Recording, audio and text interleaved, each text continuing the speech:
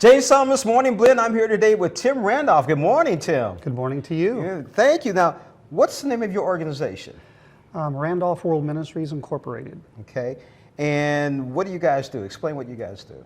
Well, I founded Randolph World Ministries in 1999 after making a trip to Haiti. Our main focus is to partner with existing clinics and hospitals in Haiti and raise their standard of medical care they provide to their patients through education, training, and material donation. We feel like this is a more sustainable model than most medical mission models that deliver health care for a week or two and then go home. We've been at it since 1999, so we're in our 19th year, and we have about 30 clinics across the country of Haiti that we service. Congratulations on that 19 years. Thank you very much. Now, what's the connection with St. Louis University? Well, as a professor at SLU, I also have a research lab, and about probably 15 years ago, I really changed my focus of research to where one of my main foci is to develop laboratory testing to be used in Haiti and any other underdeveloped country. The cost of testing in our country is orders of magnitude more than underdeveloped countries can afford. Therefore, they simply don't do the testing, and therefore all the patients go undiagnosed. Wow. So we're developing a low cost, high accuracy, fairly rapid, and fairly easy to perform medical assays, medical testing methods to be used in Haiti. And then we named ourselves Randolph World Ministries because we really have our sights on sub-Saharan Africa. Our models, if they work well in Haiti, then we hope to expand. Now, were you in a program at SLU? Is a program at SLU you're a part of? Yes, so I'm in the Department of Clinical Health Sciences. That's in the Doisy College of Health Sciences on the medical campus of SLU. And I'm involved with two programs, medical laboratory science and investigative and medical science. They're both laboratory-based programs. The IMS program, Investigative and Medical Science, is more of a pre-med track, whereas the Medical Laboratory Science is healthcare professional. And that is my undergraduate background. So, when was the last time you were in Haiti? I go every winter and every summer. I've been doing that for 19 years. So I was there I left the day after Christmas last winter, and I returned the day before classes started.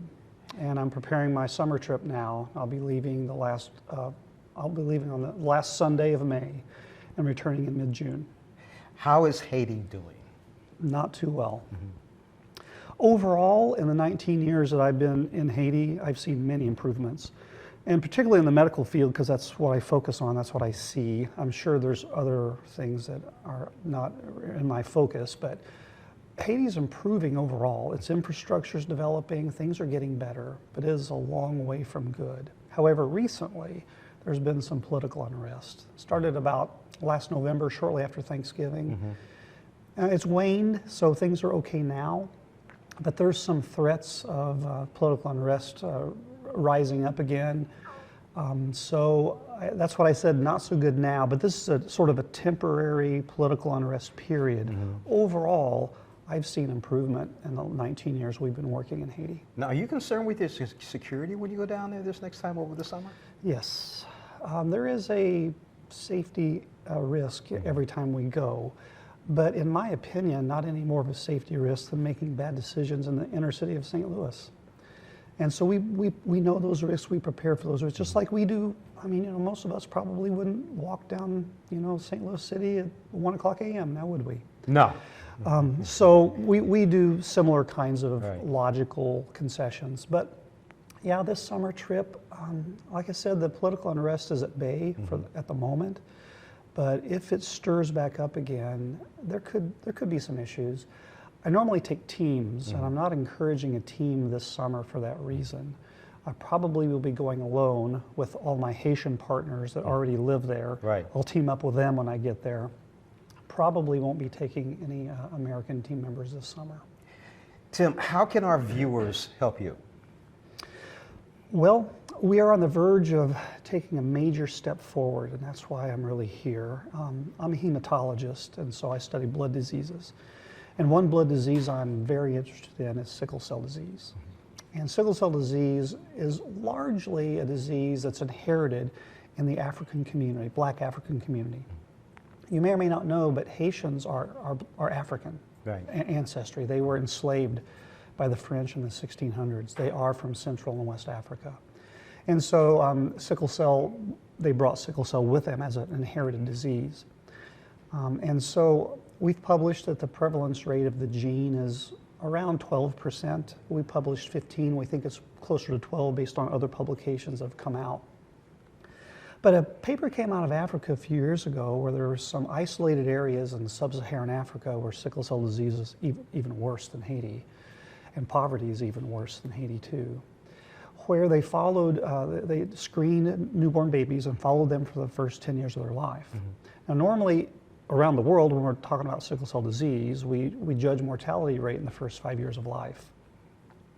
Well, they published that the mortality rate in these select 7 sub-Saharan African countries where they followed a cohort of babies to age 10 was between 50% and 90% by age 5. That's mortality, largely because they're untreated. They're untreated because they're not diagnosed. They're not diagnosed because they can't afford the testing we use here, and that's where we come in. We've developed and patented through St. Louis University a test called Sickle Confirm. And Sickle Confirm is a modification of an existing test that it's fairly simple, fairly fast, fairly inexpensive. And we can begin to tell if the positives are a carrier of the disease and not sick, or if they have the disease and will fall into that mortality rate if they're untreated. Want to know what the mortality rate in the United States is? Yeah. Same disease, same genetics, same individuals, just a healthcare system, less than 1%. Huge difference. Huge. And that is a serious problem we are wanting to fix. So by introducing our screening method, Sickle Confirm, into the Haitian market, if we can get many clinics and hospitals across the country using that test, then we'll start being able to diagnose people. We also have one other test that's patented that goes into our sickle cell center that we patented through St. Louis University. And I have 3 other tests that will support the whole sickle cell program that's still in the development phases of my lab. It should be coming out hopefully in 2019 or in early 2020. So our hope is to put all these diagnostic methods together in a package and open the first ever sickle cell center of Haiti. Wow. Which would be a center where we could provide all this testing to local hospitals and clinics across the country and develop a standard of care that is reasonable, that is good, but economically achievable in a country that has no money. Because Haiti, based on who you read and which year you're talking about, it's probably between the 10th to the 17th poorest country in the world. And unfortunately, sickle cell and poverty kind of follow each other by random chance. It's not a cause and effect, it's just by random chance. So how would they know? What's the information can you give us for people to actually get in touch with you, whether it's a phone number or a website? Our website is www.randolphworldministries.org. So it's the name of the ministry, Randolph World Ministries, no spaces, no underlines, a string of characters, .org. Okay. There's a donation button there. Sounds good. Tim, thank you so much for joining us on Morning Blend. James Thomas, we'll be right back after this. Okay, hang on, let me check.